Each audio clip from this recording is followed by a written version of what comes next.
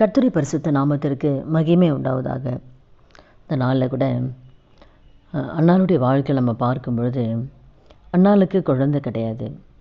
அப்போ அவருடைய சக்கலத்தை என்ன பண்ணுவாங்கன்னா, குழந்தை இல்லாதனால அவளை துக்கப்படும்படியாக அவளை ரொம்ப நிந்தனின் பாதையில், அவமானத்தின் பாதையில் ஏதாவது ஒன்று சொல்லிக்கிட்டே இருப்பாள். அவள் மனமடி வாகணும், அவள் துக்கப்படணுன்னே ஏதாவது ஒன்று பேசிக்கிட்டே இருப்பாள், சொல்லிக்கிட்டே இருப்பாள். அந்த நிந்தை அவளால் தாங்கவே முடியல. கணவன் எவ்வளோ ஆறுதல் சொன்னால் கூட அந்த ஆறுதல் அவளால் ஏற்றுக்கொள்ள முடியல. அந்த ஆறுதல் அவள் வாழ்க்கையில் ஒரு சமாதானத்தை கொடுக்கல. எப்படியாவது அவளை மனமடி வாக்குறதே அவளோட வேலை. நிந்தையின் பாதை, அவமானத்தின் பாதையில் போய் கொண்டது அன்னாளுடைய வாழ்க்கையில் தான்.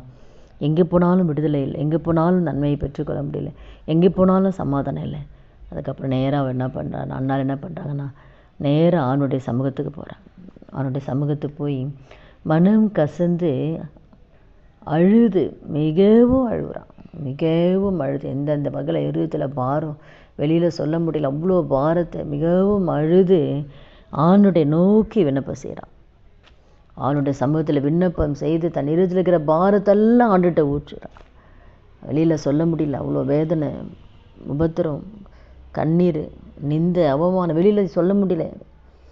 நேராக ஆணுடைய சமூகத்துக்கு போய் தான் இருதயத்தில் இருக்கிற எல்லா பாரத்தையும் ஊற்றி விட்டு, அதுக்கப்புறம் அவன் என்ன பண்ணனா, அதுக்கப்புறம் அவன் துக்கமுகமாகவே இல்லை. எல்லாத்தையும் ஒப்படைச்சிட்டு ஆண்டர்கிட்ட, ஏசப்பா எல்லாத்தையும் ஒப்படைச்சிட்டேன், நீங்கள் பார்த்துக்கோங்கன்னு சொல்லி.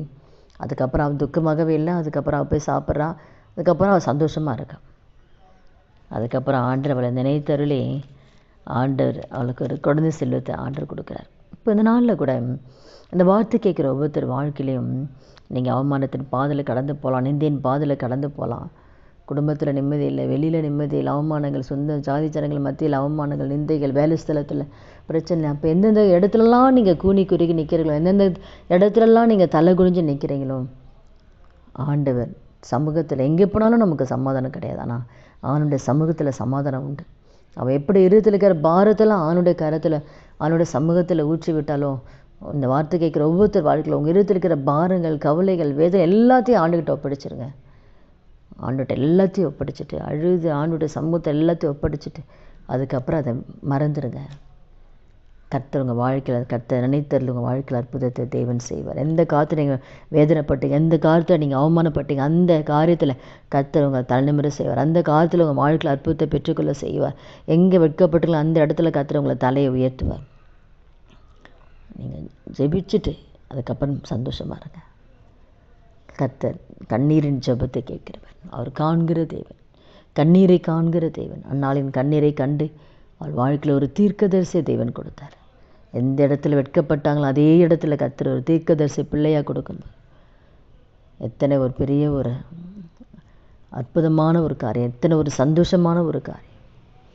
அதே போல் அந்த வார்த்தை கேட்குற ஒவ்வொருத்தர் வாழ்க்கையிலும் அந்நாளின் கண்ணீரை கண்டு அற்புதத்தை செய்தது போல் உங்கள் வாழ்க்கையில் இருக்கிற கண்ணீரை அவர் காண்கிற தேவனாக இருக்கிறார். உங்கள் அவமானத்தை அவர் பார்க்குறார், உங்கள் பிரச்சனைகளை அவர் பார்க்குறார். அவர் பார்ப்பது மாத்திரமல்ல, அதற்கு பதிலை கொடுக்கிற தேவன். உங்கள் வாழ்க்கையில் கண்ணீரை களிப்பாய் மாற்றுகிற தேவன், உங்கள் துக்கத்தை சந்தோஷமாய் மாற்றுகிற தேவன். அதனால் எந்த பாதையில் போனாலும் சொந்து போகாதீங்க. தேவன் நிச்சயமாக உங்கள் கண்ணீரின் ஜெபத்தை ஆண்டர் கேட்டு பெரிய காலம் செய்வார். ஆனால் நம்ம என்ன செய்யணும்னா, கவலைப்பட்டுகிட்டே இருக்குந்தா ஒன்றுவதும் இல்லை. அவனுடைய சமூகத்தில் பாரத்தை ஒப்படைச்சிட்டு சந்தோஷமாக இருங்க. எல்லாம் உங்கள் கண்ணீர் எல்லாவற்றும் கர்த்தர் களிப்பாய் மாற்றுவார். ஜெபிக்கலாமா? துதிகள் மத்தியில் வாசம் செய்கிற நல்ல தகப்பனே, இயேசுவின் நாமத்தில் நம்முடைய சமூகத்தில் வருகிறோம். இந்த வார்த்தை கேட்குற ஒவ்வொருத்தர் வாழ்க்கையிலே ஆண்டவரே தகப்பனே, அந்நாளின் கண்ணீரை கண்ட தேவன் ஆண்டவர், வார்த்தை கேட்குற ஒவ்வொருத்தர் வாழ்க்கையில் இருக்கிற கண்ணீரை கர்த்தர் கண்டு அவள் வாழ்க்கையில் ஒவ்வொருத்தர் வாழ்க்கையில் அற்புதத்தை செய்து நாமத்தை மையப்படுத்துங்க. ஒருத்தர் வாழ்க்கையில் இருக்கிற எல்லா நிந்தைகளை கர்த்தர் நீங்கள் மாற்றி போடுங்கப்பா. அப்படி நீங்கள் செய்யப்போகிற தயவுக்காக நன்றி செலுத்துக்கிறோம். இயேசு கிறிஸ்து நாமத்தில் ஜெபிக்கிறோம் நல்ல பிதாவே, ஆமென். கர்த்தர் நாமத்துக்கு மகிமை உண்டாவதா.